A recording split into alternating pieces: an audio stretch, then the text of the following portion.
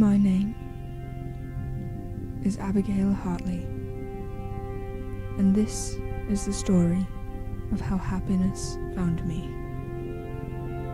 The date was June 12th of 1695, and I woke up on that Friday morning knowing it was my time to leave that dreadful, unforgiving place. What a wonderful place Brighton could have been. But I saw how my family and those around looked down upon me in shame as I walked by. I knew my chapter here was finishing, and I could not bear the thought of burdening my family with myself any longer. That day, I disguised myself as a young boy, and I snuck onto the next ship sailing out to sea, acting as if I were one of the crew. There was nothing left for me here. I needed to see where these stories of land and fortune and prosperity were coming from. July 5th, 1695. By then, it had been a month since I had joined myself into the crew. I'd given myself the name Abe Hartman, to which I do believe was a very strong and sturdy male name. As the days went by, I continued to jot down daily logs of my journey, and I had soon become good friends with a young man named Davy Williams Jones. But most people had called him Skip, due to how he only walks having one leg. He had told me it was from a major shipping accident, where a beam had broken off the mast and fallen on him. His leg would not have survived if he had kept it. Like me, he had no life where he came from. He was born in Dublin, and found his way onto the ship and crew by fate, in his opinion. Before he had been found by the captain, he was on the verge of ending his own life.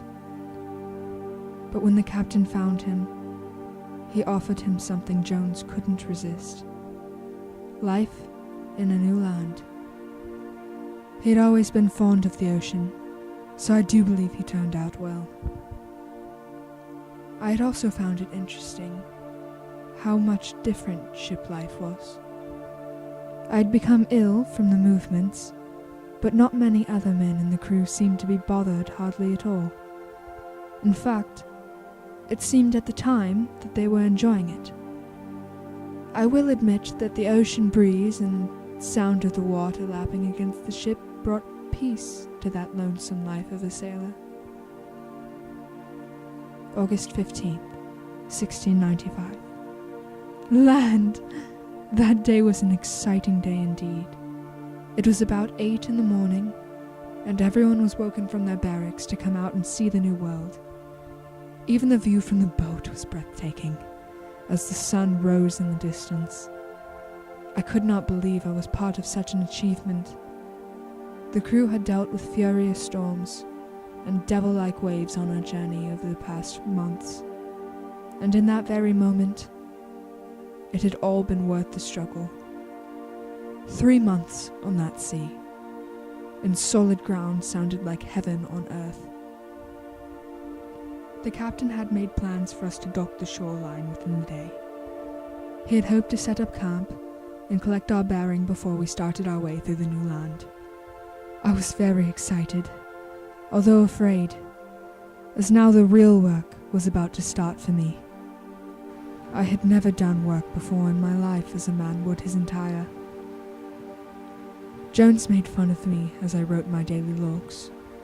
He liked to call it too feminine, which, in the long run, I felt was very humorous in my eyes. Later that day, before sunset, we had made ground. The land was as wonderful as I had dreamt it would be. The sunlight on my skin radiated like golden streams, and the sand was as fine as powder. I had never seen trees such as those before either, full of color and life. As the sun set, the night was even more of a sight to see. I will say, it seemed like billions of stars were lighting up the air above me. The next day had plans set forth for inland. The captain did warn us extensively, though, as he knew some native people who might not have taken kindly to our visit, but I was not afraid. December 20th, 1695. I had almost been discovered that day. We had moved camp from the beach to inland, where the fruit grew abundant, and we had made connection to a native tribe we called the Cherokee. It had been a long time since I had bathed myself, and I had figured I could find a lake somewhere to wash along with my clothes. And I did, and proceeded to do just that. But then I heard voices of men as I was in the water. They came through the tree line, and I had to quickly hide myself behind a trunk that had fallen into the waterside. Those men were crewmates, along with Davy Jones, to whom I do wish I could have told many a time. He was a wonderful young man, and I believed he would have been a suitable husband if the circumstances had been different. If only he had known at the time who I truly was. But if I were to have been found out, I fear they may have killed me. I would have been broken-hearted for Jones to find out in such a way. Regardless, I snuck back to the camp unnoticed. May 3rd, 1696. The journey was coming to a year in full. Davy and I had spent many hours together each day by that point. There were many moments where I felt as if I should have let him know, and even expressions I saw him make where he may have had a clue. But I was fearful if I were to tell him, he would have shunned me, or maybe even have sold me out to the crew. Our camp had become well developed, to where I believe we could have called it a settlement. There were adequate lodgings for the crew and captain to stay in as well, as we had worked hard to build them. Trading with the Indians had become a common necessity. They had taught us many new things and given us crops we had never seen before. I found the Cherokee very intriguing and spent a lot of time around them, although they were still very cautious of our kind, as I had heard how brutal some men had treated them before we arrived. But nonetheless, they took great care of our group, as we chose to respect them in return. June 19th, 1698. The day I was found out. No longer was I Abe Hartman, as my other life had been discovered. I had been reckless. I should have heard the men yelling outside and changed myself quicker, but I was not quick enough. Davy had burst through my door to let me know one of the lodges had caught fire, and he saw me bare. I thought I was going to die. His response broke me to pieces, but he closed the door and ran to the burning lodge, leaving me there, breathless, afraid, and shattered.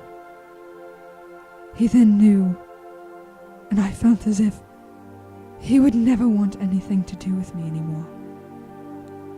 My new home had just been torn from my arms. I quickly gathered my things and ran as far as I could, leaving everything I knew and loved behind. September 13th, 1698. It had been a couple months since I had left the settlement and Davy behind, and I wondered if he ever even thought of me. I found lodging with a Cherokee tribe a few miles from where the settlement was, and they took me in with open arms, as I had showed them kindness when we met before in the settlement. They taught me how to weave baskets, and the women in the tribe had shown me so much kindness in teaching me how to make clothing as well. As I was tending to some of the animals alongside some others in the village, I heard footsteps and quickly turned around along with the other women. Standing in the tree line behind me was Davy Jones. A grin slowly formed on his face at the sight of me. Finally, my happiness had found me.